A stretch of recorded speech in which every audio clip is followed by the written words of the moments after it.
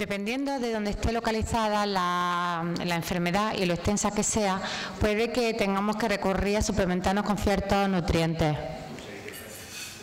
Al final de la primera ponencia me quedé hablando de lo frecuente que es la anemia ferropénica en caso de tener colitis ulcerosa o de enfermedad de Crohn que afecta al colon, y esto se debe a la pérdida de sangre que hay debido a la inflamación o de la ulceración del colon. La suplementación de hierro oral en forma de fumarato ferroso es la que se suele tolerar mejor. Y además se recomienda que se tome este suplemento junto a alimentos que sean ricos en vitamina C para favorecer así su absorción. Además hay que tener en cuenta que cuando se suplementa el hierro oral muchas veces se generan radicales libres que son prooxidantes. Esta es otra razón para la que se acompañan estos suplementos orales de alimentos ricos en vitamina C, que es antioxidante. La suplementación de hierro se puede hacer por vía oral en caso de que tan solo haya una ligera anemia y no se esté en un brote, pero la administración de hierro intravenoso debería ser la primera línea de tratamiento en pacientes con hemoglobina por debajo de 10 gramos por decilitro o que estén en una fase activa de enfermedad inflamatoria intestinal, o incluso en pacientes que tengan una baja tolerancia a la suplementación con hierro oral y también cuando se necesite eritropoyetina o una respuesta rápida.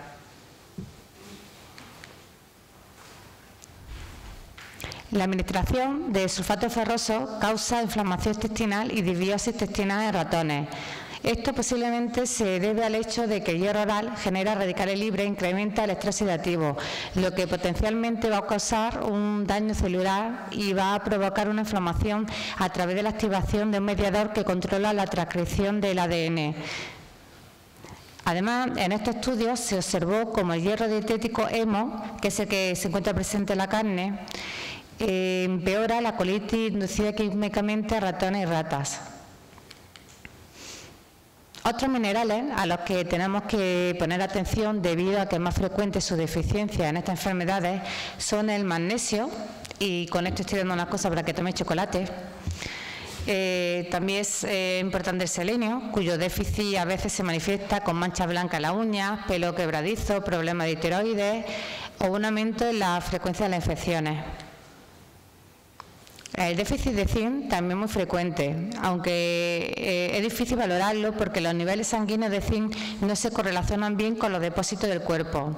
Los niveles plasmáticos de zinc se han demostrado como que son dependientes de la vitamina A y D. Esto sugiere que una deficiencia de vitamina A o de la vitamina D puede provocar una deficiencia secundaria de zinc y que para tratar una deficiencia de zinc debe asegurarse una adecuada ingesta de estas otras dos vitaminas. El zinc forma parte de la enzima implicada en la digestión y también es importante para el sistema inmunitario y para el desarrollo. Su déficit produce una mala cicatrización, infecciones frecuentes, incluso pérdida de sentido del gusto y del olfato. La deficiencia de hierro se asocia frecuentemente a la deficiencia de zinc. Los suplementos de calcio también reducen la absorción de zinc hasta un 50%.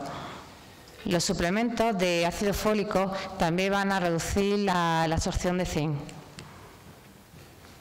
Hay un incremento de las pérdidas de cobre en pacientes con diarrea abundante, fístula o ostomía. Su déficit puede causar anemia, alteraciones óseas, bajada de la defensa, hormigueo y pérdida de sensibilidad en los pies y en las manos. En caso de tener una diarrea grave o de tener una ileostomía, también puede haber una deficiencia de sodio y de potasio. El tratamiento con corticosteroides y padecer síndrome de intestino corto son los factores de riesgo que favorecen el desarrollo de osteoporosis, por lo que en estos casos se debe valorar si es necesario suplementar con calcio. Se recomienda tomar 1.500 miligramos de calcio al día, bien mediante la dieta o complementándola con un suplemento, que puede que se tenga que fraccionar en varias tomas. También se recomienda acompañar el calcio de la vitamina D. Pero aún más importante que la suplementación con calcio es que se realice suficiente ejercicio físico para que así el calcio se pueda fijar en los huesos. Hay algunas sustancias que pueden favorecer la excreción de calcio, como el exceso de fósforo, también de cafeína, que se irá a tomar más de 3 tazas de café al día. beber alcohol, tomar demasiada sal y tomar más del doble de la cantidad de proteína recomendada. Algunos alimentos tienen una sustancia a las que llamamos antinutrientes, puesto que reduce la absorción de minerales como el calcio, el magnesio o el hierro. Os voy a poner un ejemplo para que veáis cómo los salatos reducen la absorción de minerales.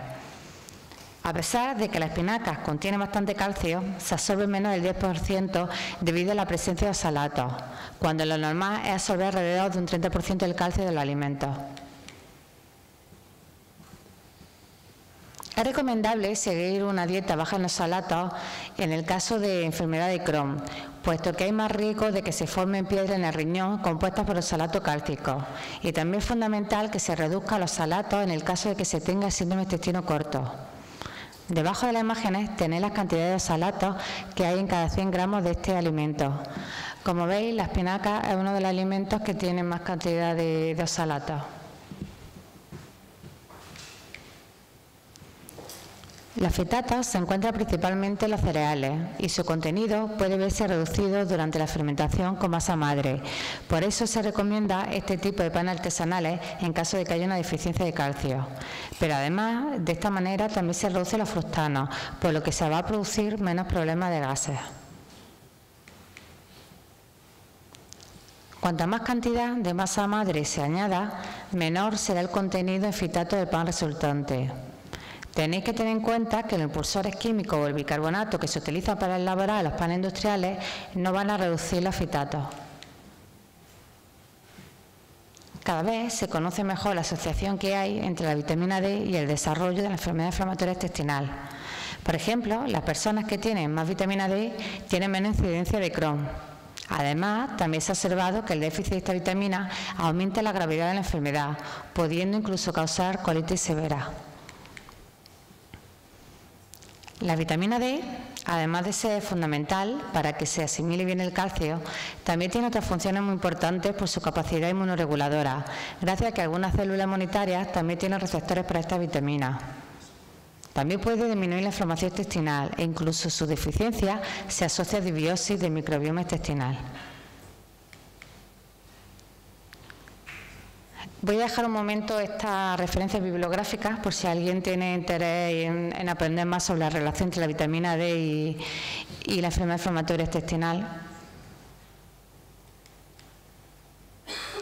En la enfermedad inflamatoria intestinal está aumentado el requerimiento de minerales y vitaminas antioxidantes, como la vitamina A. Pero esta vitamina también tiene otras funciones muy importantes para esta enfermedad, como la de mantener un buen estado de la mucosa y también el sistema inmunitario. También importante es suplementar la dieta deficitaria con vitamina A por el mayor riesgo que existe de sufrir fracturas óseas. La vitamina A se encuentra en algunos alimentos grasos como los lácteos, los huevos y el hígado, y su precursor, el betacaroteno, se encuentra en frutas y verduras de color anaranjado, como la zanahoria, o de color rojo, como el pimiento, o incluso de color verde, como la espinaca. Al igual que la vitamina A, D y E, la vitamina K también es una vitamina liposoluble, lo que quiere decir que va unida a la grasa. Hay dos tipos de vitamina K y tienen funciones distintas. La vitamina K1 interviene en la coagulación de la sangre y se encuentra en vegetales de hoja verde como la espinaca, mientras que la vitamina K2 interviene en el metabolismo de los huesos y es producida por nuestras bacterias intestinales.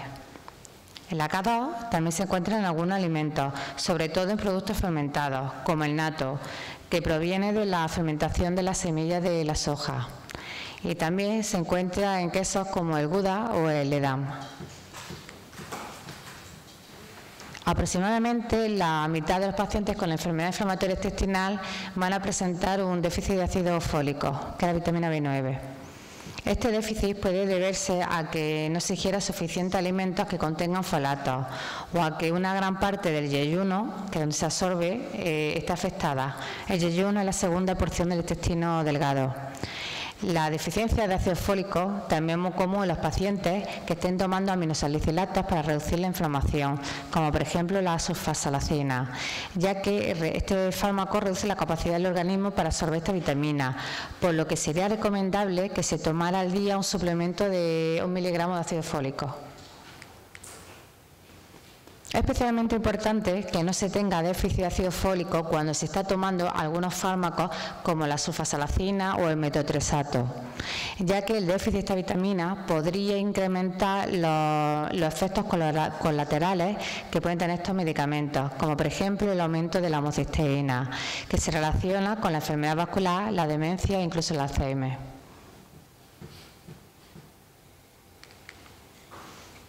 El déficit de vitamina B12 es muy frecuente cuando está afectado el ilion terminal, ya que es aquí donde se absorbe y, por tanto, puede que sea necesario inyectarla mensualmente en estos casos. También tenemos que tener en cuenta que los antiácidos, como el omeprazol, van a dificultar su absorción. Y otro factor que va a influir es que con la edad se vaya absorbiendo menos cantidad de vitamina B12. Una de las funciones importantes de esta vitamina, además de evitar la anemia megaloblástica, es la de transformar la homocisteína en metionina, que sí que es un aminoácido beneficioso. Debido al estrés oxidativo que existe en los pacientes con enfermedad de Crohn, se produce una disminución de las concentraciones plasmáticas de vitaminas antioxidantes. La suplementación con la vitamina E y con la vitamina C puede ayudar a reducir el estrés oxidativo.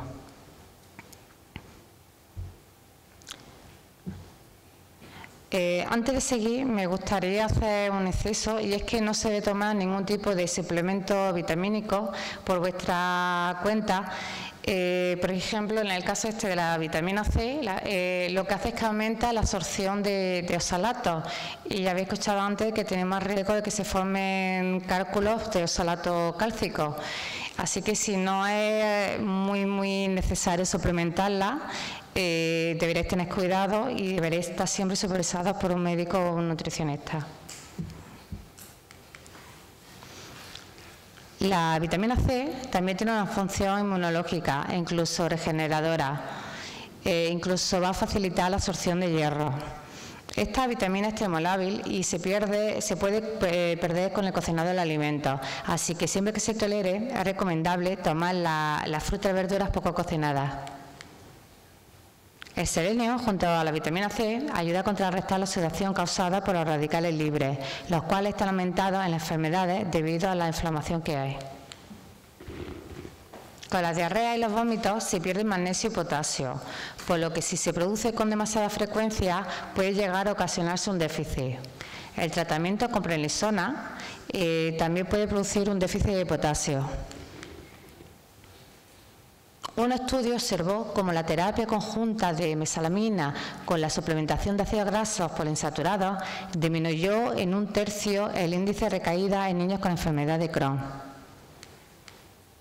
Aunque ha habido otros estudios en los que la mejora no ha sido apenas significante, pero con la ventaja de que no tuvo ningún efecto adverso, por lo que la suplementación con ácidos grasos poliinsaturados se podría considerar como coadyuvante del tratamiento, aunque no está dentro de las recomendaciones de la ESPEN, que es la Sociedad Europea de Nutrición Clínica y de Metabolismo.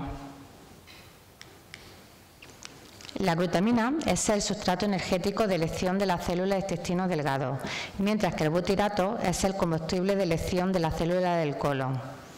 La glutamina va perdiendo importancia como sustrato energético desde el colon proximal al colon distal, es decir, desde donde comienza el colon hasta donde termina. Y con el butirato pasa justo lo contrario. Conforme va avanzando el colon, la glutamina va a ir perdiendo importancia y el butirato se va a ir haciendo más imprescindible, de modo que el colon distal es donde hay una mayor dependencia del butirato como fuente de energía. Incluso ahí se suprime el consumo de glucosa como sustrato. Es importante que tengamos en cuenta esto porque si tenemos que decidirnos entre suplementar con glutamina o butirato, debemos tener en cuenta que si la mucosa que está más dañada es la del intestino delgado, entonces será muy importante el suplemento de glutamina, mientras que si la parte más afectada es el colon, entonces quizás podría ser más útil un suplemento de butirato. Aunque si se está tomando poca fibra fermentable, debido a que, por ejemplo, se está siguiendo una dieta baja en FODMAP, entonces sería recomendable una suplementación de butirato independientemente de la parte del intestino que esté afectada.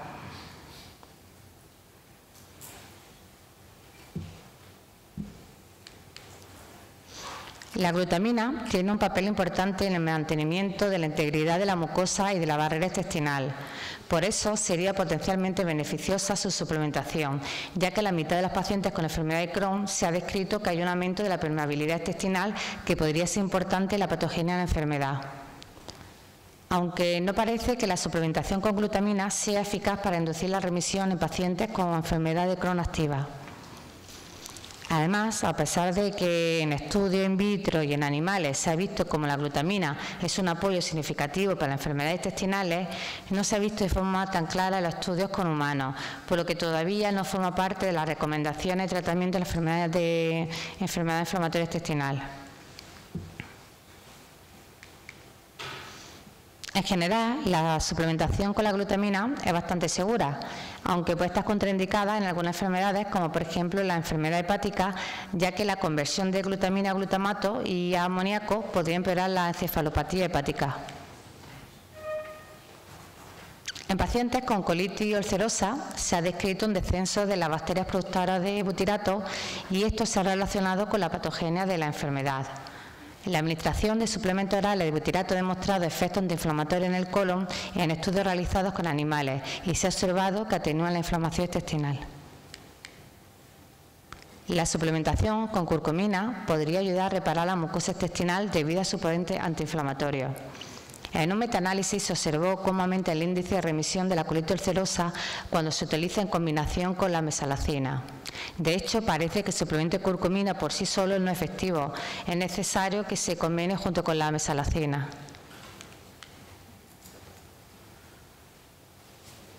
Parece que el efecto terapéutico de la curcumina es aún mayor sobre la colitis ulcerosa que sobre la enfermedad de Crohn. Puede disminuir la inflamación del colon mediante la inhibición directa de la quimiotaxis y la quimioquinesis de los neutrófilos. Es decir, hace que las células de defensa que producen inflamación no se sientan tan atraídas hacia la mucosa del intestino y además produce una inhibición parcial de la expresión de citoquinas inflamatorias. Cuando se utilice cúrcuma para cocinar, sería recomendable acompañarla de pimienta negra porque la piperina de la pimienta negra mejora la absorción de la curcumina de la cúrcuma. Se ha evaluado la tolerabilidad de la curcumina para el tratamiento de la enfermedad inflamatoria intestinal en la población pediátrica y se ha comprobado que se tolera bien en dosis de hasta 2 gramos cada 12 horas, por lo que la utilización de curcumina añadido a su medicación estándar podría ser de utilidad. El efecto terapéutico del ajenjo, que también se conoce como artemisia o hierba santa, parece basarse en la supresión del factor de necrosis tumoral alfa y de otra interleuquina. Pero estos estudios se realizaron sobre una muestra pequeña de personas con enfermedad inflamatoria intestinal y tampoco se evaluó su efecto a largo plazo. Algunas terapias, especialmente que incluyen aminosalicilatos, como por ejemplo la mesalamina o la sulfasalacina, interfieren con la absorción de los folatos. Por eso sería recomendable suplementar con 1 miligramo de ácido fólico cuando se tome estos fármacos. Los que estén en tratamiento con tioporinas, que se utilizan para mantener la remisión, deberían suplementarse con la vitamina D. A los pacientes que toman corticosteroides hay que supervisarles muy bien las concentraciones de calcidiol, que es la vitamina D, y también sería recomendable que se le revisara la densidad mineral ósea mediante una densitometría. Además, la prednisona puede hacer que se pierda potasio y también reduce la tolerancia a la glucosa.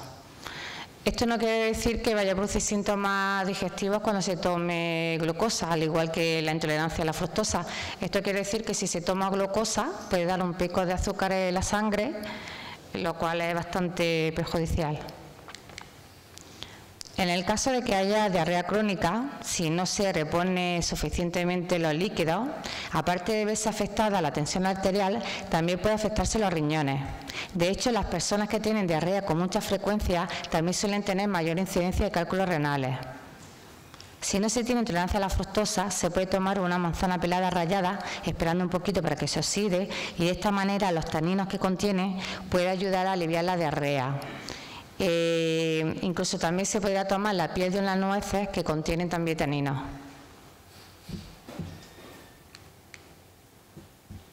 Las diarreas producen mucha pérdida de agua, pero también de electrolitos. Por esta razón, en caso de tener una diarrea grave, se debe tomar suero de rehidratación oral. Se deben evitar bebidas azucaradas, ya que son hiperosmolares y pueden empeorar la diarrea. En un cuadro de diarrea aguda existe limitación en la absorción de algunos azúcares presentes en la fruta, como la fructosa y el sorbitol. Y como además tienen la capacidad de atraer mucha agua al intestino, pues podrían agravar bastante la diarrea. Las bebidas caseras no se deben tomar como único tratamiento de la deshidratación, pero sí que se pueden utilizar junto a las soluciones de rehidratación oral. Aquí tenéis una receta para lo que hagáis vuestra propia bebida de arroz, que además ayuda a rehidrataros, tiene cierta capacidad antidiarreica. Se pone a hervir 1 litro de agua con 2 cucharadas de arroz, el jugo de un limón o de lima, 2 cucharaditas de azúcar, media cucharadita de sal, una pizca de bicarbonato y canela en rama. Cuando el arroz se haya roto, se cuela y esperamos que se enfríe para tomárnoslo. Durante un periodo de actividad o brote de la enfermedad inflamatoria intestinal, algunos alimentos o bebidas pueden empeorar los síntomas asociados a la enfermedad, como por ejemplo la diarrea, el estreñimiento o el dolor abdominal.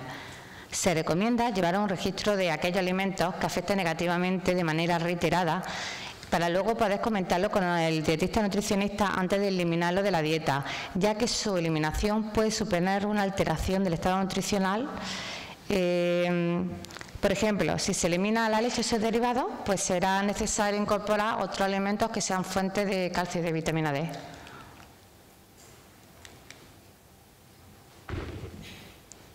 La enfermedad de Crohn predomina en niños, mientras que la colitis ulcerosa es similar entre los niños y las niñas. Alrededor de 1/4 de los casos de enfermedad inflamatoria intestinal se da en niños, por lo que desgraciadamente esta enfermedad es bastante frecuente en la infancia y en la adolescencia. Los adultos y los niños pueden presentar manifestaciones parecidas, incluso el tratamiento va a ser bastante similar. Sin embargo, además de la manifestación intrínseca de la enfermedad, el médico y el nutricionista deben tener en cuenta las repercusiones que puede haber en el crecimiento, en el desarrollo, en el manejo de la enfermedad inflamatoria intestinal pediátrica. La nutrición entera exclusiva ha demostrado ser eficaz en el tratamiento de los brotes de enfermedad de Crohn en niños, principalmente en el caso de la ileal o ileocólica, con una efectividad similar a los corticosteroides, pero sin sus efectos secundarios.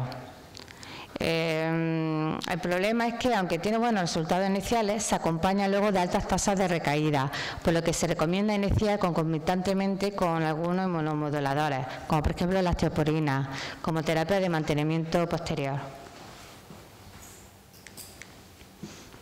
Por tanto, la nutrición entera exclusiva debe ser la primera línea de tratamiento en niños con un brote de enfermedad de Crohn, aunque no se debe utilizar para inducir la remisión en el caso de colitis ulcerosa, ya que no va a ser efectiva para esta otra enfermedad. Esta terapia consiste en dar a los niños exclusivamente fórmulas elementales, que es cuando todo ya está predigerido, incluso los aminoácidos ya están en sus unidades básicas, pero también está funcionando muy bien con las fórmulas poliméricas, que es cuando las proteínas sí que están íntegras y están enteras. En esta imagen tenéis la fórmula polimérica que se está dando en el Hospital Materno-Infantil de Málaga, y se está teniendo muy buenos resultados en cuanto a remisión de niños con Crohn. El tratamiento con nutrición entera exclusiva dura entre 6 y 8 semanas y después se empieza a introducir progresivamente alimentos, aunque se seguirá complementando la alimentación con estas fórmulas. Se debe tener mucho cuidado para que no se produzca el síndrome de realimentación. Por eso insisto en que se debe introducir los alimentos de manera lenta pero progresiva. En la fase aguda de la enfermedad de Crohn se usará la nutrición enteral como terapia aislada en adultos, si el tratamiento con corticoides no es factible debido a que ya ha fracasado o por alguna razón esté contraindicado. También se puede utilizar en terapia combinada con fármacos en pacientes malnutridos y en aquellos con estenosis inflamatoria del intestino. Una vez conseguida la remisión, si persiste la inflamación intestinal, por ejemplo en pacientes corticodependientes, entonces usaremos suplementos nutricionales. En aquellos pacientes con remisión clínica duradera, que es la que dura más de un año, no se ha demostrado beneficio de la nutrición enteral o suplementos en ausencia de déficits nutricionales, aunque esto realmente es poco habitual. La nutrición enteral exclusiva tiene algunas contraindicaciones, por eso siempre debe realizarse bajo supervisión médica. Una de las teorías sobre la patogenia de la enfermedad inflamatoria intestinal se basa en que en estos pacientes se produciría una activación de la respuesta inmune inflamatoria iniciada por un factor medioambiental, como podría ser las propias bacterias de la microbiota. Se sabe que el número de bacterias adheridas a la mucosa intestinal es superior en los pacientes con enfermedad inflamatoria intestinal que en las personas sanas y es mayor según sea la gravedad de la enfermedad, predominando algunos géneros como las proteobacterias, las enterobacterias, los bacteroides y la prebotela. Por otro lado, los cambios en la microbiota inducidos por prebióticos, como los fructooligosacáridos, que son los FOS, o los galactoligosacáridos, los COS, puede también disminuir la inflamación, debido a que favorece el crecimiento de bacterias acidolácticas como los lactobacilos y las bifidobacterias, aunque las personas que tienen muchos problemas de gases posiblemente no van a poder tolerarlos bien. No todos los probióticos tienen efectos terapéuticos similares. El probiótico Vivomix es uno de los que ha demostrado en estudios controlados tener mejores efectos terapéuticos y más convincentes, y parece su tratamiento eficaz para el mantenimiento de la remisión en pacientes con puchitis crónica tras la inducción de la remisión con antibióticos. Otros probióticos que podrían ayudar a personas con enfermedad inflamatoria intestinal son la Escherichia coli, Nisol 1917 y la Saccharomyces boulardii. La deaminosidasa, que se nombra por sus siglas DAO, no es la única enzima que metaboliza la histamina, pero es la más importante ya que se localiza en la mucosa digestiva y parece que puede servir como un marcador en pacientes con enfermedad de Crohn y de colitis ulcerosa, donde se observa que en los periodos de brotes de la enfermedad la DAO está más baja. Sin embargo, en los periodos de remisión de la enfermedad, que es cuando el paciente está asintomático y la mucosa intestinal ya no está tan inflamada, la DAO recupera su actividad y está más alta. Por tanto, la enzima DAO se puede considerar como un buen marcador de la enfermedad inflamatoria intestinal. Voy a comentar ahora algunos aditivos que son especialmente perjudiciales para vosotros. Los sulfitos, que se añaden para conservar el vino, algunos zumos, frutas deshidratadas, carnes procesadas e incluso muchos otros productos industriales, pues bien, evitan que la célula del colon pueda utilizar el butirato como combustible, entorpeciendo así la regeneración de la mucosa intestinal. Las maltodextrinas, que se añade a muchos alimentos para espesarlos y endulzarlos, favorecen la proliferación de bacterias proinflamatorias. En este estudio se observó cómo el consumo de sucralosa y de maltodextrina puede exacerbar la actividad de la amiloperoxidasa, que es un marcador de inflamación, en personas con una predisposición proinflamatoria, sugiriendo de este modo que el consumo del edulcorante sintético Splenda puede ser un factor específico que contribuye al desarrollo de la enfermedad inflamatoria intestinal en personas que son genéticamente propensas a sufrir esta enfermedad. Los carragenatos son un espesante proveniente de la alga y se ha observado en algunos estudios cómo pueden incrementar sustancias inflamatorias como la interleucina 6. También puede elevar la caprotectina fecal e incluso pueden producir disbiosis intestinal, reduciendo la población de la Akkermansia multifila, que es una bacteria beneficiosa que tiene efectos antiinflamatorios. Deberéis evitar siempre que podáis los emulsificantes, que son un aditivo que se utiliza en la industria para emulsionar y para disolver la grasa. En estos 3 estudios se observó cómo el polisorbato 80 y la carboximetilcelulosa alteran la microbiota intestinal, disminuye el espesor de la capa de la mucosa y también disminuye la distancia que hay entre el epitelio intestinal y la microbiota. Además, aumenta la permeabilidad intestinal. También crea un ambiente proinflamatorio en el intestino que da lugar a una inflamación de bajo grado. Y en este estudio, que se ha publicado recientemente en este año, el cuarto, se ha demostrado cómo los emulsificantes también tienen un impacto significante sobre la ansiedad y otras comorbilidades que suelen presentar muchos pacientes con enfermedad inflamatoria intestinal. Además, en estos otros 3 estudios se observó cómo el polisorbato 80 puede inducir la liberación de enzimas lisosomales de las células de mucosa intestinal, aumentando así la permeabilidad intestinal y además incrementa la translocación bacteriana a través del epitelio intestinal. De hecho, se observó cómo multiplicaba por 59 veces la translocación de la Escherichia coli. El dióxido de titanio, que es un colorante y se utiliza muchísimo en la industria alimentaria y en la farmacéutica para conferir un color blanco, pues bien se ha observado que en los estudios cómo la exposición a este aditivo durante 100 días se asocia a la inflamación de bajo grado en el colon, al aumento del estrés oxidativo, al incremento de la permeabilidad intestinal e incluso a la exacerbación de la colitis. La administración de flavonoides, como la quercetina o la naringenina, inhibe la artritis inducida por dióxido de titanio, puesto que reduce la producción de citoquinas y disminuye el estrés oxidativo. Además, el efecto que tienen los flavonoides sobre la reducción del daño que pueden causar algunos aditivos es independientemente de esto, ya de por sí también tiene un efecto antiinflamatorio. En este estudio se observó cómo la naringenina, a concentraciones normales ingeridas en la dieta habitual a través de la naranja y el pomelo, tiene la capacidad de reducir la expresión génica del factor de necrosis tumoral alfa en los macrófagos.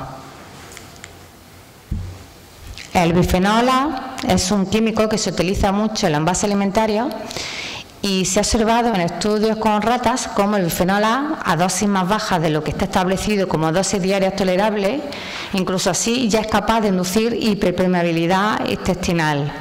Y este efecto es dependiente de la dosis. También es capaz de inducir hipersensibilidad visceral en respuesta a la distensión colorectal. Otra razón por la que deberíamos evitar los alimentos procesados es porque son nuestra principal fuente de sal y una dieta con alto contenido en sal puede producir la disbiosis, incluso los lactobacilos y la producción de ácidos grasos de cadena corta beneficiosos. Pero además también puede aumentar la permeabilidad, incluso la inflamación intestinal. Y además otra cosa, recordad que os dije que una dieta con demasiada sal también aumenta la excreción urinaria de calcio. Las manifestaciones cutáneas son, junto a las osteoarticulares, las manifestaciones transintestinales más frecuentes en la enfermedad inflamatoria intestinal. Muchas enfermedades cutáneas se presentan a la vez que un brote de la enfermedad digestiva, pero en otras van a preceder, incluso en años, al desarrollo de la enfermedad. La correcta identificación de estas lesiones en la piel permitiría al clínico sospechar de que la enfermedad subyacente es la enfermedad inflamatoria intestinal, lo que permitiría diagnosticar de forma más temprana esta enfermedad. Existen enfermedades cutáneas inespecíficas, como el pioderma gangrenoso o el eritema nodoso, que además son las manifestaciones más frecuentes de la enfermedad cutánea, de la enfermedad inflamatoria intestinal. Hay otras específicas de esta enfermedad, como es la enfermedad de Crohn metastásica y la quelitis granulomatosa. Hay otras de hematosis que son más frecuentes en la enfermedad inflamatoria intestinal, como es la psoriasis, cuya prevalencia es bastante mayor en estos pacientes. Aunque hoy las que más me voy a centrar son las que están relacionadas con la alimentación. Pero antes quiero mostraros estas tablas para que veáis qué manifestaciones extradigestivas puede tener la enfermedad inflamatoria intestinal. Los dedos hipocráticos, que es cuando las uñas tienen forma como de cuchara volteada hacia abajo, se asocian en un 38% a la enfermedad de Crohn y hasta en un 15% a la colitis ulcerosa. Normalmente aparecen durante el curso de una enfermedad inflamatoria del intestino, ya evolucionada y representa por tanto un marcador evolutivo de esta enfermedad. aunque tenemos que tener en cuenta que la asociación más frecuente de esta alteración de la uña son las enfermedades del pulmón, por lo que no debemos pensar como primera opción en la enfermedad inflamatoria intestinal, a no ser que también haya presente otros síntomas de esta enfermedad.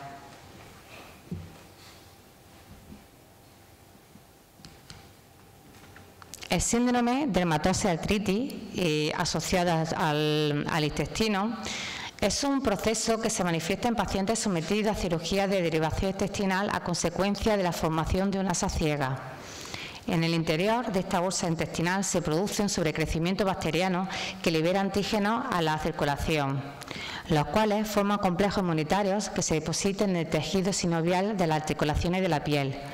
También se ha demostrado que se produce la atracción de los neutrófilos. Las bacterias más frecuentemente implicadas son la Escherichia coli, bacteroides frágiles y algunas especies de estreptococos. La remisión del cuadro con tratamiento antibiótico apoya esta hipótesis. Voy a explicar un poquito más en qué consiste el síndrome de asa ciega, porque es una de las razones en las que muchos pacientes no van a tolerar los FODMAPs. Este síndrome ocurre cuando el alimento digerido se retrasa o deja de movilizarse a través del intestino. Esto causa una proliferación bacteriana excesiva en el intestino delgado, lo que se conoce como SIBO. También lleva a que se presenten problemas en la absorción de nutrientes.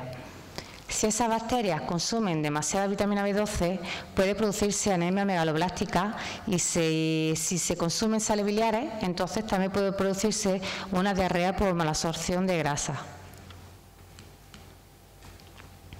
El síndrome de dermatosis artritis asociado al intestino puede originar complicaciones sistémicas como la insuficiencia hepática, piedra en el riñón de oxalato cálcico o piedra o arenilla en la vesícula de los conductos biliares.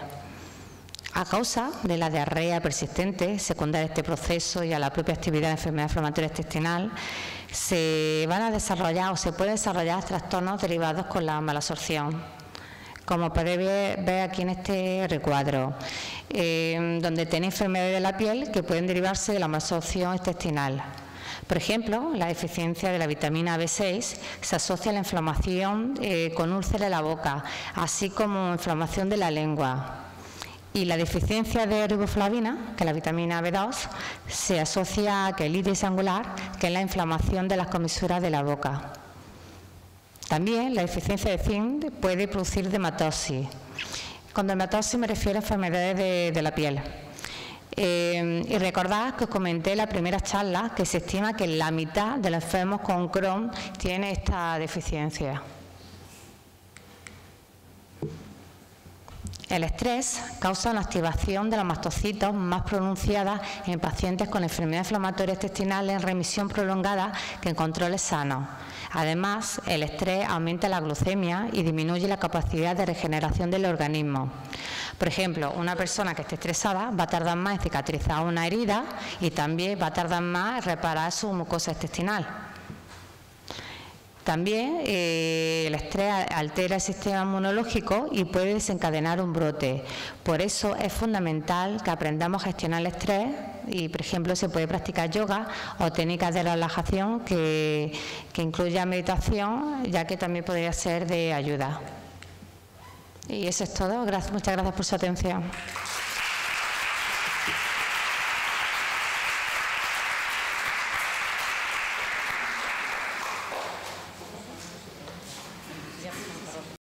Y preguntas.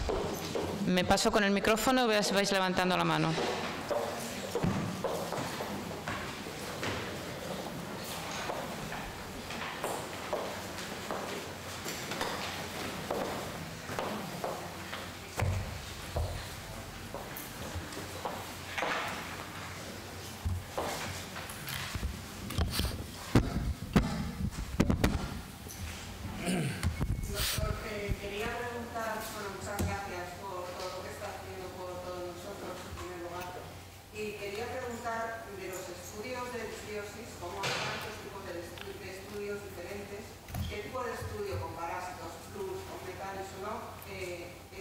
Yo creo que el mejor digamos, en este momento es este que he explicado aquí hoy.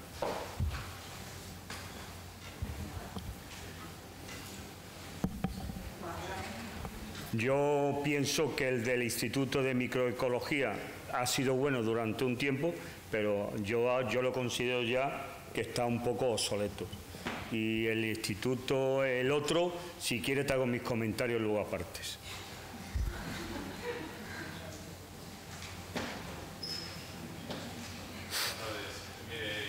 Quería hacer un par de preguntas. La primera es que no he visto las explicaciones que habéis dado temas de tratamiento de eliminar el gluten de la enfermedad crónica, ¿vale? Y luego, por otro lado, también si aquí en Madrid hay algún hospital o algunos doctores que puedan llevar un poco, tengan conocimiento de ese tipo de estudios que ha comentado usted. Bueno, como soy de Málaga, realmente aquí no, al único doctor que conozco a Vigaray. Lo que has preguntado del gluten, se le teme más al resto de las proteínas que hay en el trigo que al propio gluten. Si tú eres celíaco, obviamente tienes que dejar el gluten, pero tiene más capacidad inmunogénica la lectina del germen del trigo, que además es que te daña la integridad del epitelio. Y al dañártelo, pues te está creando una permeabilidad intestinal. Pero es que además también se ha visto que las otras proteínas, le llaman comúnmente ATIS, que son los inhibidores de la alfa-amilasa de la tripsina, es que activan al sistema inmunitario de manera negativa y también está el riesgo de desarrollar enfermedades inmunitarias que tengan esta tendencia. Es cierto que por ahora estos estudios se han hecho en animales, no se han hecho humanos, queda mucho por estudiar, entonces no te puedo hacer estas declaraciones con mucha seguridad, pero cada vez hay más estudios que apuntan por ahí.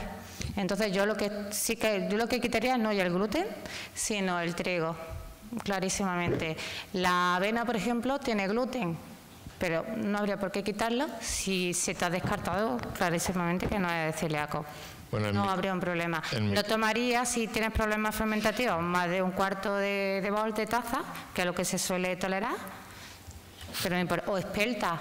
La espelta, si está elaborada con masa madre y fermentada durante muchísimas horas, se tolera genial porque los lactobacilos que están presentes en la masa madre, durante esta fermentación se va comiendo los fructanos con tipo de FODMAP, que es muy fermentable, y luego se tolera muy bien, a pesar de que la espelta sí que tenga gluten. En mi caso soy enfermo de Crohn, más que, vamos, no tengo diagnosticado celiaquía, al menos de momento. Yo en brote no tomaría tampoco gluten, también es verdad.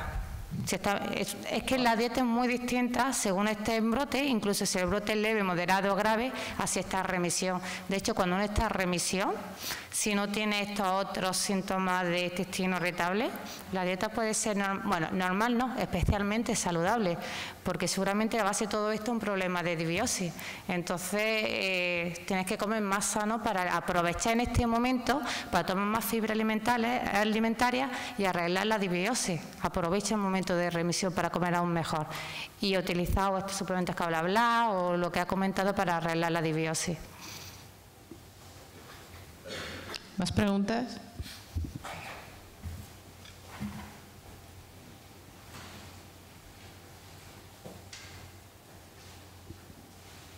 Gracias. A ver. Hola. Yo quería preguntar al doctor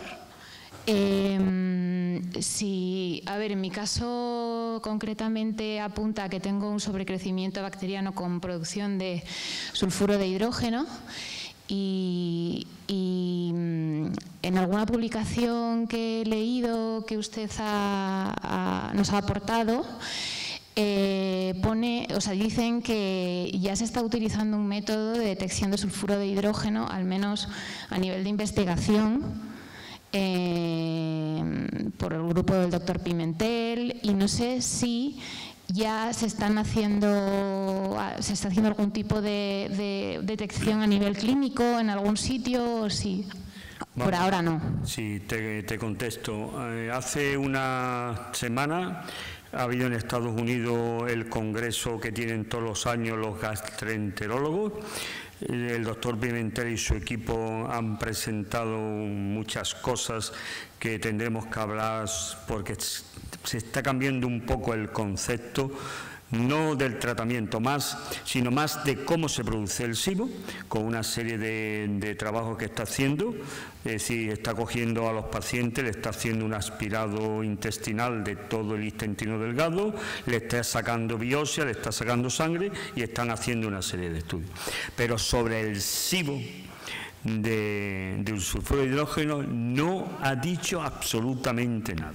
Y en una entrevista que le hace una semana, porque allí en Estados Unidos son muy dados a que unos médicos se entrevisten unos a otros y se emitan por internet estas charlas de unos con otros, pues el doctor Pimentel le dijo a otro, que no sé si era el doctor Chrysler, que le dijo que de momento sobre el sulfuro de hidrógeno no le iba a decir nada, que espera que a final de año presenten todas las conclusiones y todas las cosas sobre el SIBO de hidrógeno. Es decir, que todo lo que estamos hablando sobre el SIBO de hidrógeno es lo que otra gente en Estados Unidos pues intentan experimentar para mejorar a sus pacientes, pero si tú me dices que si hay una prueba para diagnosticar el SIBO del sulfuro de hidrógeno, no la hay. El doctor Pimentel sí la sabe, indiscutiblemente, y su equipo, pero como los equipos para hacer el cuarto gas no están preparados y algo tiene que pasar, es por lo que todavía el diagnóstico del sulfuro de hidrógeno no está hecho. Y te estoy hablando de una conversación de hace 6 días entre el doctor Chrysler y el doctor Pimentel. Son conversaciones interesantes que yo creo que para los que soy enfermos, bueno, si entendéis un poco el inglés, porque a veces lo importante que es que de muchas de estas charlas hay una transcripción escrita, el que no sepa inglés, pues no, la puede coger y hacer una traducción con Google bastante aceptable para saber lo que dice. No hay nada sobre el sulfuro de hidrógeno. Todo lo que he puesto yo aquí es lo que hace mucha gente, pero no hay fundamento. No existe diagnóstico para el sulfuro de hidrógeno todavía en los Estados Unidos, y todo el mundo, todo, hasta los detractores del doctor Pimentel, porque también los tiene, todos están esperando que salga algo sobre el sulfuro de hidrógeno. Lo que sí te puedo decir es que sobre el metano ya hay un nuevo medicamento en fase 3, experimentando yo a los enfermos, que si sale, parece ser que sí va a cambiar el pronóstico del tratamiento del metano. No vamos a utilizar antibióticos, vamos a utilizar otras cosas que parece ser que van mucho mejores, porque muchas veces tratamos a los enfermos de metano y a las 3 semanas tienen metano, los tratamos y a las 5 semanas tienen metano. Y dice la gente, ¿por qué no me he curado? Es que esto es la historia del metano, no es fácil quitarle el metano. Y parece ser que con estos nuevos medicamentos vamos a abrir una puerta para que el tratamiento del SIBO de metano se prolongue en el tiempo sin los efectos negativos que pueden tener los antibióticos. Y esta es la situación actual en la que está el SIBO. Yo soy de los que pienso, y ya he hablado algo con el doctor Vigray, que deberíamos que hacer, independientemente que en su día traigamos por aquí, por España, al doctor Pimentel, no solo para hablar de SIBO, sino para hablar de un tema que a mí me interesa mucho, que es para explicarle a los médicos españoles qué entienden los médicos americanos sobre el síndrome de intestino irritable, porque hay unas diferencias importantes entre los conceptos, aunque todos hablemos al final de los síntomas del Roma de tipo 4, al final el pensamiento americano es que siempre el intestino irritable es una enfermedad orgánica, mientras que los médicos españoles seguimos pensando mayoritariamente que es una enfermedad funcional que no tiene ninguna causa orgánica. Y esta es la gran discrepancia entre el americano y el europeo. Si el americano cree que es una causa funcional, puede hacer algo para tratar de curar esta causa. Si pensamos que es de una causa funcional, siempre haríamos tratamientos sintomáticos y nunca curaríamos a la gente. Bueno, pues yo espero, en el momento que el doctor Pimentel saque el SIBO, os prometo que el doctor Vigaray y yo estaremos por aquí por Madrid poniendo, y alguna gente más que podamos buscar, pues haciendo una puesta al día sobre el SIBO, que creo que va siendo hora de hacer ya una puesta al día. porque hay muchas cosas y muchos conceptos que deberíamos cambiar. Pero sí me gustaría decir una cosa, porque en mi grupo hay mucha gente muy detractora de las pruebas de soplido, de aliento. Bueno, pues tengo que decir que el doctor Pimentel, con estos nuevos estudios, reafirma la importancia y la relación que hay del test de lactulosa con los diferentes SIBO. Es decir, se reafirma, y él, cuando saca y estudia el contenido intestinal y hace los test de lactulosa, encuentra una correlación bastante importante. Y esto lo digo porque hay aquí mucha gente de mi grupo, y en mi grupo se dicen muchas cosas que no son siempre verdad. Desgraciadamente somos un grupo de 16.000 personas, pero no todo lo que se dice en mi grupo es siempre verdad. Hay muchas cosas que se lee uno una página de internet de cualquiera que la ha escrito, bum, bum, bum, y la pone allí como si fuera la panacea y como si fuera algo que es verdad. No. Se dicen muchas cosas muy equivocadas sobre SIBO en mi grupo. Por consiguiente, creo que es necesario hacer una puesta a punto y aclarar no solamente a la gente del grupo, sino a todo el que esté interesado, que deberemos entender actualmente por el sobrecrecimiento bacteriano. Y no solamente a ustedes, sino a muchos médicos españoles que todavía no creen en este tipo de patología. Quería preguntarle una cosa más, ya que sí. Yo creo que sería aconsejable el que me hiciera un estudio como los que está haciendo usted, que nos ha estado poniendo aquí, quizás para averiguar si existen bacterias productoras de sulfuro de hidrógeno, en mi caso, y me gustaría saber si puede ser dónde habría que hacerlo o cómo habría que hacerlo. Aquí hay unos papeles. Ah, genial. El que lo quiera que lo coja. Fenomenal. Ana, y una cosa, perdón. Sí, dime. No, y ahora quería preguntarle una cosita, la última, a Maika. ¿Sería aconsejable tomar glucosa? Yo, por ejemplo, que no tomo ningún tipo de azúcar por este problema, que todo me sienta mal. ¿La glucosa es aconsejable como edulcorante, o glucosa o sacarosa como mucho? Bueno, la sacarosa es el azúcar común de la mesa. No sé. De mesa, es lo mismo sacarosa que azúcar. Y azúcar normal se puede tomar, glucosa también se puede tomar. ¿Qué pasa? Que tomas poca porque no es sana para nadie y, como comenté, además produce una disbiosis. Vale. Pero que sí que se tolera el azúcar normal y la glucosa también. Bueno, en esta ocasión no he tenido tiempo apenas a hablar de la dieta FODMAP. Hay mucha gente que añade glucosa a los alimentos que tienen fructosa, porque claro, si un alimento tiene igual o más cantidad de glucosa que de fructosa, entonces ese alimento, esa fruta, ya sé que se tolera bastante bien. Pues bien, la Universidad de Monash hizo un estudio para evaluar si realmente se toleraba mejor, y a pesar de que sí que se mejoraba la absorción, no se seguía tolerando, posiblemente porque tanto la fructosa como los polioles, como el sorbitol, tienen mucho poder osmótico, lo que quiere decir que atrae mucha agua hacia el intestino. Ese exceso de agua produce una distensión, una expansión del intestino, y si tiene sensibilidad visceral, esa distensión te va a producir dolor.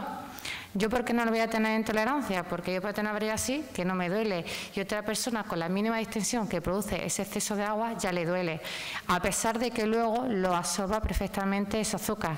¿Qué pasa? Que si además no lo absorbe, pues entonces, además de ese exceso de agua, tiene una expansión extra por ese gas que se está produciendo.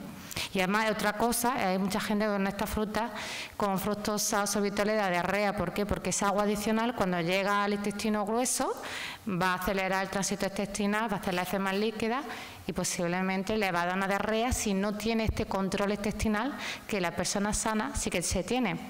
De hecho, para mí lo que es el intestino irritable, normalmente en muchos casos es problema de sensibilidad visceral, y otras veces esta falta de control del movimiento intestinal. Bueno, pues muchísimas gracias a los dos por todo. Te contesto a la pregunta de la importancia de hacer un test de microbiota. Bueno, yo he entrado en la rueda de los que creo que es imprescindible. hacerse un estudio de microbiota, porque yo pienso que todas estas alteraciones afectan negativamente a la microbiota. Si te curo tu sobrecrecimiento bacteriano y tú tienes un sobrecrecimiento bacteriano durante mucho tiempo y te hemos dado una tanda de antibióticos, otra, al final tu microbiota está alterada. Aquí el único problema que tenemos, desgraciadamente, es lo que cuesta hacerse un test de microbiota. Si un test de microbiota costase barato, yo no le diría que hay que hacerlo, yo exigiría que se lo hicieran todos los enfermos.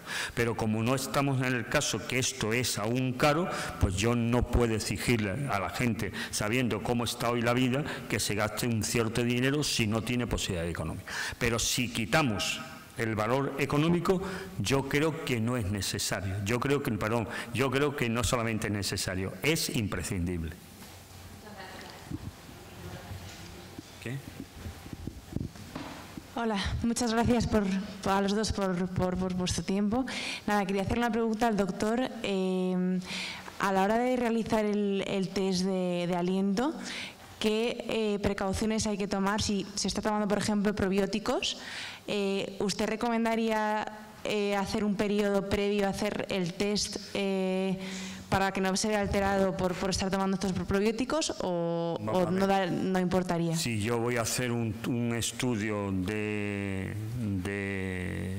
microbiota, lo que intento es saber lo mejor, la realidad de tu microbiota.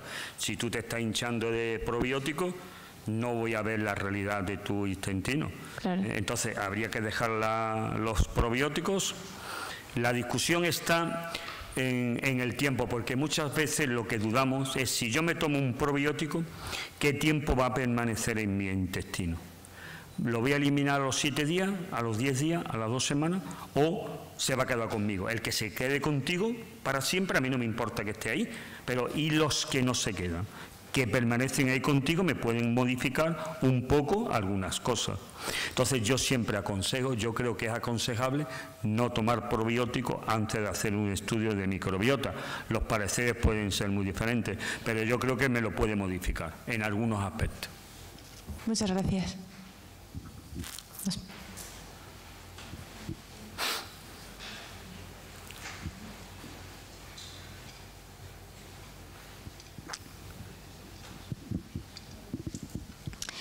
Hola, mi hija tiene Crohn y celiaquía. Se la diagnosticaron con 15 años. Yo una pregunta, que en los productos procesados para celíacos tienen incorporado muchos aditivos que son malos para la inflamación en los enfermos de Crohn. He querido entender. ¿Qué hacemos, ya que son alimentos imprescindibles como el pan? Yo he intentado hacer pan, pero no lo consigo hacer rico. ¿Qué hacemos? Vale, lo que normalmente se hace, claro, ¿cuál es el problema del gluten? Que tiene función de aglutinadora, de darle volumen a la masa. ¿Por qué está el problema del trigo de hoy día? Porque ha sido modificado genéticamente para que tenga ese trigo más cantidad de gluten, pero es que aparte a la hora de hacer el pan le añade más gluten. ¿Para qué? Para darle más volumen a esa masa y abaratar costes de menos gramo de harina con más volumen. Entonces, claro, pues estamos acostumbrados a panes muy esponjosos. Cuando hacemos un pan no es que te salga más, es que son panes compactos. ¿Qué es lo que se suele hacer? Se le añade psyllium, porque el psyllium, aparte de ser una fibra fantástica, porque te previene la diarrea, forma con el exceso de agua, forma una especie de gel, entonces te está previniendo la diarrea, pero es que también te está previniendo el estreñimiento y además también está alimentando a la bacteria beneficiosa. Tiene ventajas por todos lados. Pues ya para rematar en ventajas, también le da acidez aglutinador y le da más volumen, esponjosidad a la masa. Pues lo que prueba es echarle psyllium, bastante psyllium. Y luego acuérdate de tomarte ese pan con bastante agua, porque claro, es una fibra. Y simplemente el problema es de expectativa. No lo puedes esperar que te salga igual que un pan normal. Son panes más compactos y es cuestión de acostumbrarte. Y los demás aditivos que hay en otros productos, ¿cómo lo hacemos? Intentar no comprar productos... Cocinar, se le llama batch cooking, cocina mucha cantidad y lo congela en porciones individuales, porque sé que no hay tiempo, hay que ser, si yo lo entiendo, por eso cocina cosas que se puedan congelar y los días que no tengas tiempo a cocinar la vas sacando. Vale. Como el pan, lo puedes congelar y al momento de utilizarlo a la tostadora. Otra preguntilla que es que no sé que si va dirigido a usted o al compañero. ¿Es posible que la celiaquía haya desencadenado el Crohn? Porque a mi hija la celiaquía se la detectaron después del Crohn y no tenía síntomas de celiaquía hasta que ya desencadenó un Crohn. La verdad es que las dos son enfermedades autoinmunitarias. Si el Crohn es antes o la celiaquía es antes, pero indiscutiblemente alguna relación puede haber, porque a fin de cuentas son dos enfermedades autoinmunitarias, que pueden ser diferentes por diferentes caminos, pero al final son inmunitarias. Y el Crohn puede alterar gravemente el sistema inmunitario, pero es que la enfermedad celíaca también te lo altera. ¿Cuál es de las dos? Pero que las dos pueden tener relación, por supuesto. Cada día vemos muchos más enfermos celíacos con enfermedad de Crohn, pero es que muchas veces queremos que porque tengamos una enfermedad no podemos tener otra. Es decir, que porque tú tengas una enfermedad celíaca no quiere decir que no puedas tener otra enfermedad autoinmunitaria. No te lo quita. Si yo tengo un Crohn y puedo tener una espondilitis anquilopoyética, un Sjögren o otras cosas. Sí, la enfermedad Crohn es una enfermedad autoinmunitaria que no te quiere decir que tú no puedas tener otras enfermedades autoinmunitarias. Las relaciones que tengamos con unas con ellas, bueno, yo pienso que sí hay relación, pero si tú me dices que te lo explique, pues tampoco...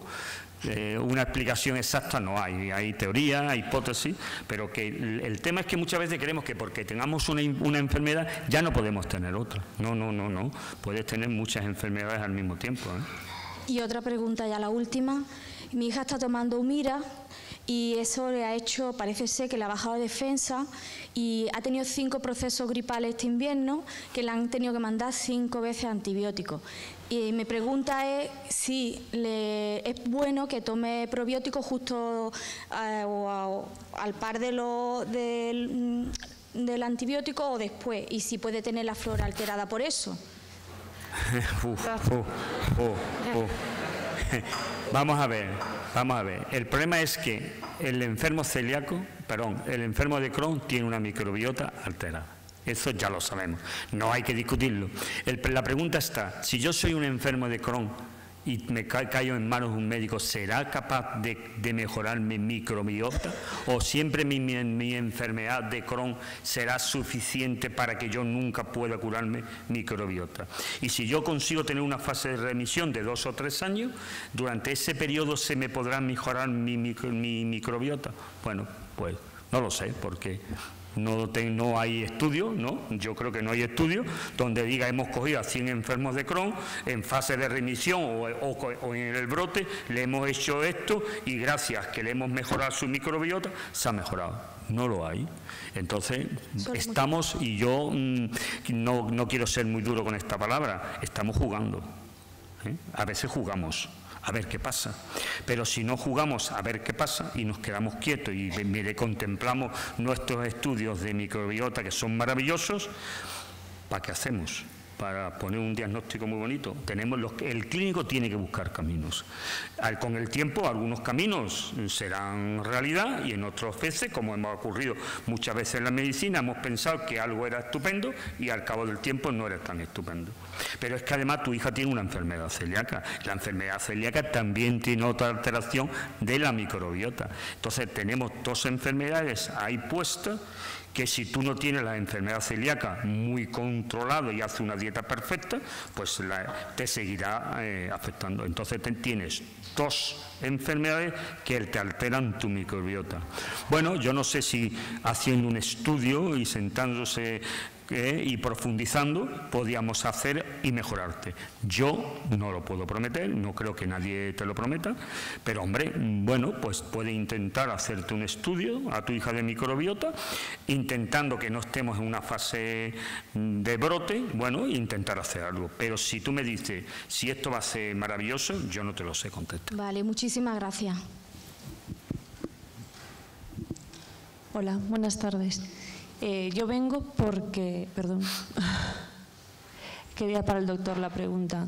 Yo estoy diagnosticada de colitis ulcerosa y llevo bastantes años con esto. Veo que no remite, o sea, cada 2 por 3 tengo brotes y ahora resulta que me dicen que es posible que sea celíaca. Pero como es muy complicado determinar la celiaquía, pues estoy, la verdad, bastante perdida, porque veo que el tema digestivo está bastante verde y ni siquiera los médicos veo que hay coherencia en lo que dicen unos u otros. Porque me han llegado, otro médico me dijo que podía ser Crohn. Entonces, la verdad, me gustaría saber qué estudios, de lo que usted todo ha dicho, test microbiótico, el metagenómico, o sea, qué es lo que en mi caso podría ayudarme más. A ver, lo primero, bueno, lo que adelante, lo primero es que te asegures ser celíaco, ¿no? Antes de test de microbiota, te tienen que mirar, que no es tan complicado, no es fácil, pero no es tan complicado. No sé si estás tomando gluten, pero debes reintroducirlo, quizás como comenté, con el pan de espelta elaborado con masa madre, para que por lo menos no te pongas tan mal por lo demás. El último protocolo dice 4 rebanadas durante 2 semanas, pero eso con pan de trigo, alárgalo a un mes, ya que este tiene menos gluten, y arte ven las pruebas de celiaquía, y luego aparte termina el microbiota todo, pero lo fundamental es diagnosticar la celiaquía, porque si solo intuyas que la tienes, te quitará el gluten, pero la adherencia que va a tener a la dieta sin gluten no va a ser igual, porque no va a controlar igual de que no haya ninguna migración de gluten, a lo mejor comparte la tostadora, el uno no lo va a tener. Tienes que estar muy convencida de que eres celíaca para hacer el esfuerzo que hay que hacer, y luego que si no eres celíaca, para que te va a reducir la calidad de vida comportándote como si fuera una celíaca. Yo creo que eso es lo primero, y luego ya. Bueno, yo quisiera yo no soy experto en colitis ulcerosa ni nada, porque yo no soy digestivo. Puedo saber lo que lee y lo que dice, ¿no? Pero el problema es que hay 2 graves problemas con la colitis ulcerosa y con la enfermedad de Crohn. Los médicos, y estoy hablando de especialistas importantes de aquí de Madrid, no creen en la dieta. No creen en la dieta. Y eso ocurre en muchos hospitales. Si tú vas a hospitales punteros de enfermedad de Crohn y el jefe el que dirige el servicio, puedes comer de todo. Y eso no es verdad. Y en segundo lugar, no creen que que los estudios de microbiota sirvan todavía para algo. Entonces nos encontramos que reducimos todo a tratamientos, corticoides, terapia biológica, pero no se está actuando sobre otras cosas. Y yo creo que bueno que los enfermos de Crohn y de colitis ulcerosa, como ha explicado aquí muy bien Maika, bueno, pues a veces la dieta no te va a curar, pero te puede hacer que tu tránsito de la enfermedad sea menos malo. El tema de la microbiota, vuelvo a contestar lo mismo. Seguramente tendrá una microbiota que a lo mejor cuando la gama estará muy alterada. Pero yo no te puedo prometer si seríamos capaces de con la microbiota mejorarte. Se puede intentar, te puede hacer un estudio, se puede estudiar, se pueden hacer tratamientos y ver qué pasa. Ya aquí por Madrid tienes algunos sitios donde estas cosas por lo menos se hacen. Desgraciadamente por otras partes de España ni se hacen ni se piensan. Bueno, pues aquí tenéis ya la unidad del doctor Viglay que trabaja en estas cosas y él te dirá lo mismo que yo. Cuando pase un cierto tiempo y crucemos datos y veamos datos, sacaremos conclusiones. Pero bueno, indiscutiblemente no sabemos hasta qué medida podemos tratar tus alteraciones de tu microbiota, que seguro que la vas a tener, y te vamos a poder mejorar. Lo que sí está claro es que si eres enferma celíaca, te tiene que diagnosticar.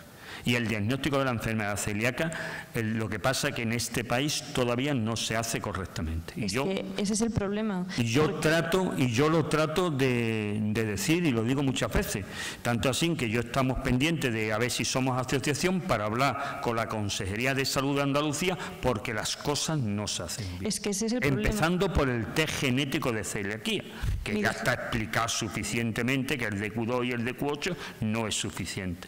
Empezando porque porque la citometría de flujo no está institucionalizada en todos los sitios. Y no se puede decir a un paciente que porque tiene anticuerpos negativos no es celíaco. Eso no es verdad. Eso no es. Claro, pero si un digestivo no sabe lo que es la contaminación cruzada, entonces ya es que es apaga y vámonos. Pues posiblemente, pues el problema es que la celiaquía es una enfermedad que está en nuestros libros de hace muchos años, que existen, bueno, es que si te pones a leer artículos de la celiaquía no te daría tiempo en 10 años de leerte todo lo que está escrito, pero bueno, todavía hay mucha gente y muchos médicos que no comprenden lo que es la enfermedad celíaca, y últimamente se hizo un protocolo, y yo siempre le digo a los compañeros de gestión lo mismo: si no creéis en este protocolo, ¿por qué no escribí al Ministerio poniéndole todas las dudas de este protocolo? Cuando el Ministerio saca un protocolo para sus hospitales públicos es para que la gente siga un protocolo. También es verdad que el gran problema es que todo lo que está escrito allí después Sanidad no lo implanta en su hospital. Pero hoy diagnosticar la enfermedad celíaca, bueno, hay bastantes herramientas para hacer un diagnóstico preciso. Porque el problema tuyo es que si eres celíaco y no sigue un protocolo adecuado, pues cada día estará peor. Es que lo estoy. Y la citometría de flujo es lo último, o sea, o lo más... La citometría de flujo es lo último que hay, porque te dice si tú tienes anticuerpos negativos. La citometría de flujo, si no me equivoco, te mide un tipo de población linfocitaria que no tiene otros procesos que te pueden producir un MARS1. Así que un MARS1 con anticuerpos negativos no te está diciendo que eres celíaca, te está diciendo que puedes ser celíaca. Pero si a eso le une una citometría de flujo, podríamos hacer un diagnóstico de diferencia con otras enfermedades que tiene un MARS1. Si tienes unos anticuerpos perfectamente positivos, no te hace falta la citometría de flujo. Pero en todos los pacientes con anticuerpos negativos para hacer la enfermedad celíaca, sería necesario hacerle una citometría de flujo. Muchas gracias.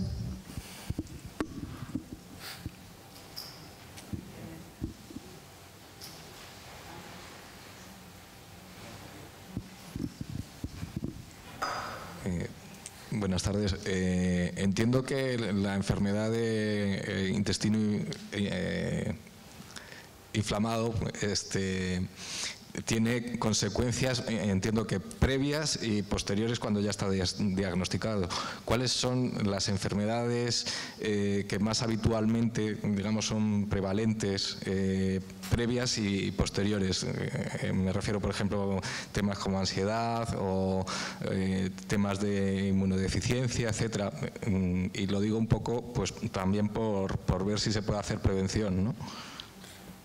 El problema es que, a no ser, por ejemplo, el tema de que habla de la dermatosis, hay algunas que son específicas, pues eso ya te orienta, porque como es específica, pues ya sabes que es para eso. Pero precisamente las más frecuentes son inespecíficas, puede verse a muchas otras cosas. Y entonces es muy difícil, aunque haya cosas que precedan al brote, realmente es muy difícil. No te van a hacer una gastroscopia solo porque a ver lo que es. Es que... Pues por ejemplo, la anemia es muy prevalente, pero es que puede ser celiaquía. Sobre todo si no responde a la terapia oral con hierro, lo primero que se piensa es celiaquía, no en esto. Es que las que preceden puede explicarse por tantas otras enfermedades, que hacer un diagnóstico diferenciado pues no siempre es fácil hasta que no empieza realmente, hasta que llegas con la endoscopia y puedes ver. Bueno, la caprotestina fecal es lo suyo, utilizarla como cribado. En el momento que tienes, pero ahí ya hay síntomas digestivos, por lo que te miden la prueba. Una prueba muy fácil, no invasiva, te coges una muestra de heces. También te tiene que pedir en brotes, porque cuando se está en remisión, la caprotestina ya tiene concentraciones normales. Como cribado, yo creo que esa es la mejor prueba, porque es que tampoco es que hay una prueba específica para la enfermedad inflamatoria intestinal. Hay una serie de pruebas que te orientan al diagnóstico. Y luego incluso dentro de la enfermedad inflamatoria intestinal, es como decía esta chica, no sé si es colitis ulcerosa o es Crohn, hay algunos test que se lanza, el ASCA, pues bueno, es más frecuente en uno, en otro. Es que no es fácil diagnosticar esta enfermedad. La verdad que en palabras de un especialista de aquí de Madrid, dijo en televisión española que la prueba para diagnosticar esta enfermedad era la colonoscopia. Hombre, con la biopsia adecuada. No, dijo que no había otro método, que para saber diagnosticar a una persona si tiene una colitis ulcerosa o tiene un Crohn, había que hacer una colonoscopia.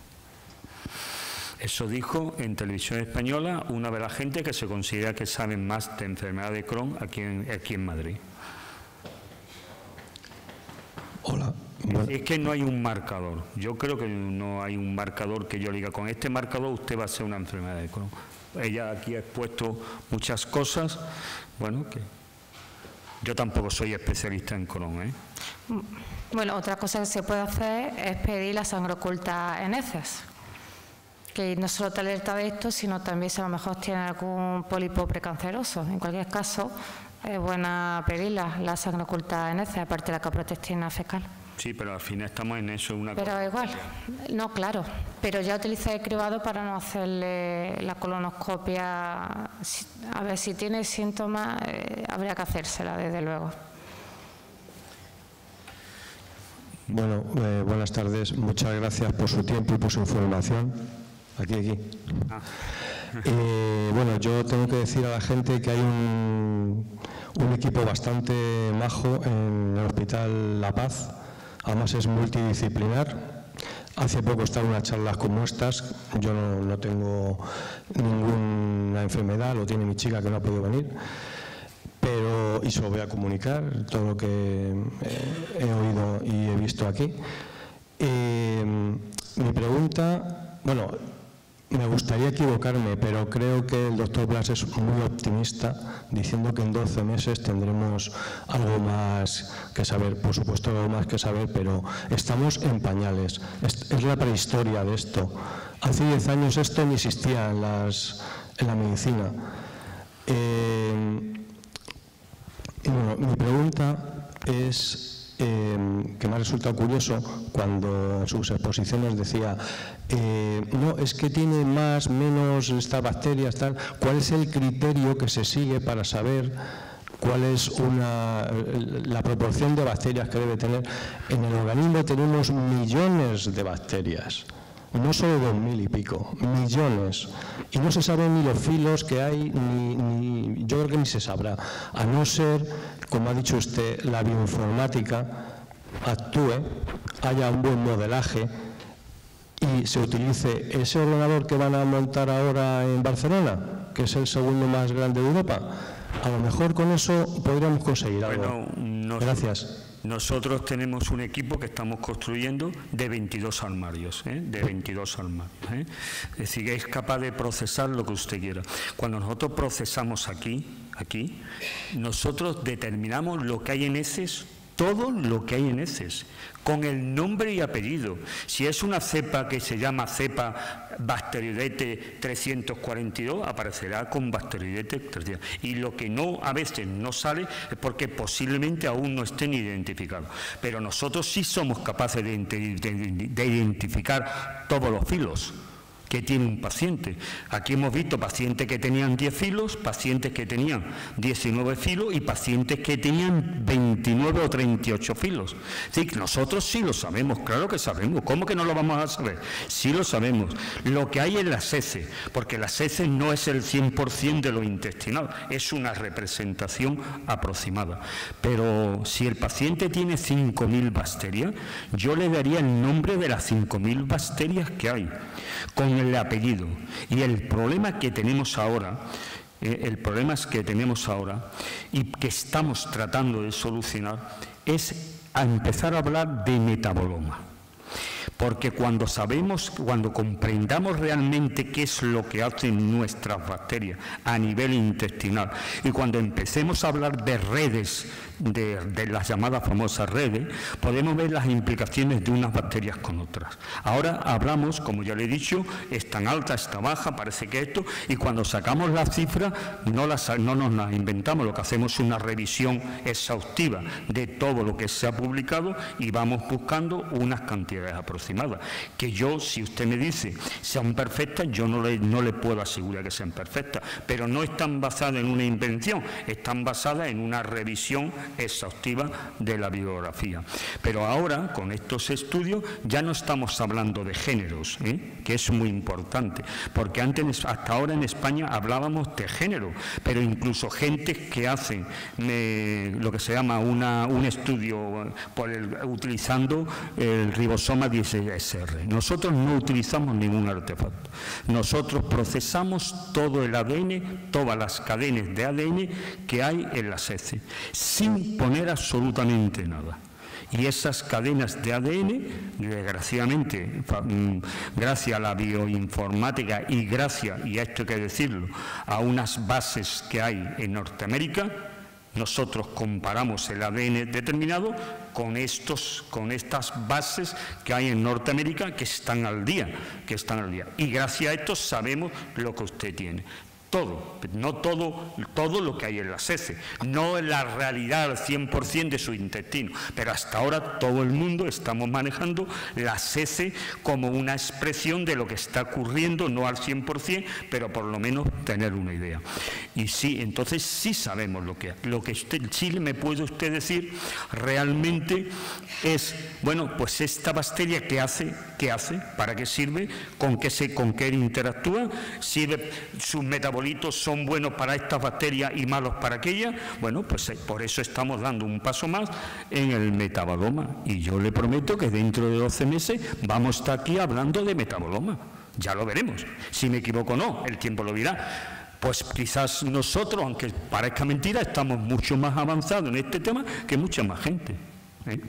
Puede ser, aunque seamos un pequeño laboratorio olvidado en Andalucía, allí en la capital de Málaga. Pero nosotros vamos a hablar de metaboloma muy pronto. Claro, si no tuviéramos una informática preparada no seríamos capaces de hacer absolutamente nada. Es decir, nosotros no lo vamos a hacer, lo va a hacer la bioinformática. Y estamos trabajando, bueno, muy seriamente. Lo que pasa es que no lo puedo contar aquí de momento, pero yo cuando venga aquí la próxima vez ya no hablaré de si los finicutes están altos, sino diré, pues mira, tenemos estos finicutes y estos finicutes producen todos estos metabolitos y estos metabolitos hacen esto, favorecen aquello, y empezaremos a comprender mucho mejor. Pero yo creo que hemos dado un primer paso, indiscutiblemente. Hemos pasado de tener unos estudios, de andar por casa, los estudios estaban en manos de los investigadores, que hay unos grupos muy importantes tanto en Europa como en Estados Unidos, y mucha gente por aquí, por España, trabajando, pero dedicado a la investigación. Aquí lo que planteamos es que por primera vez un clínico, como es el doctor Vigara y yo, vamos a tener una herramienta que nos permite investigar, que antes no la teníamos. Y además, ¿qué tenemos? Los enfermos. Los enfermos. Y como tenemos las dos cosas, herramientas que nos permiten investigar, y tenemos los enfermos, ¿qué ventaja tenemos sobre los investigadores? Que cruzamos. Y cuando crucemos, a lo mejor aprendemos más. Y si a este cruzamiento le unimos todo el tema del metaboloma, incluso de la microbiota, pues a lo mejor conseguimos aprender más. Bueno, pues a lo mejor resulta que yo soy muy iluso, pero es que si no tengo esperanza, jefe, ¿qué hago?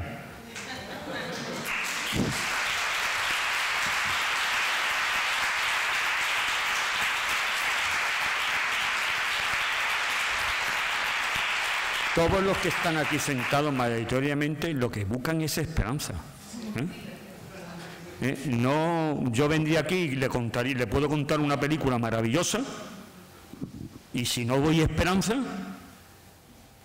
pues mi charla puede ser magistral, y a mí me parece que han triunfado, pero los que están aquí sentados se irían a casa muy decepcionados.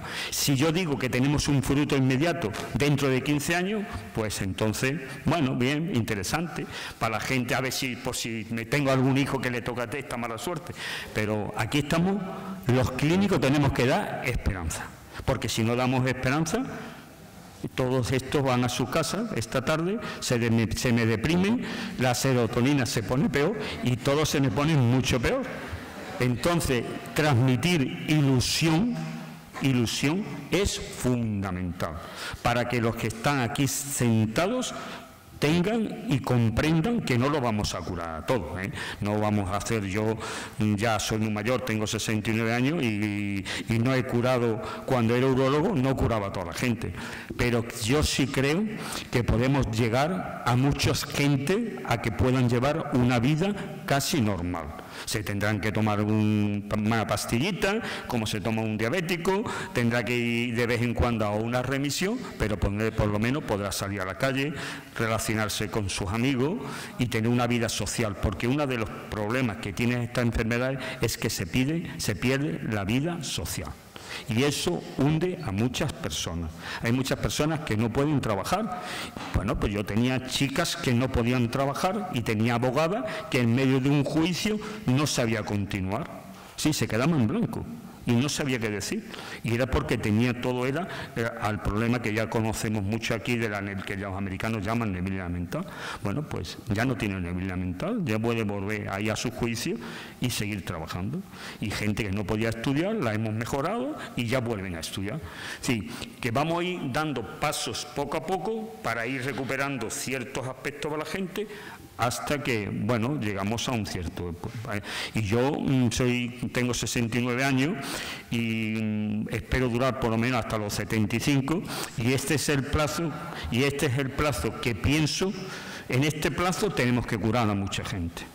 Tenemos que terminar, nos hemos pasado de la hora. Os agradezco un montón a todos los que habéis asistido al evento y yo creo que se merecen un aplauso muy grande, Blas y Maika.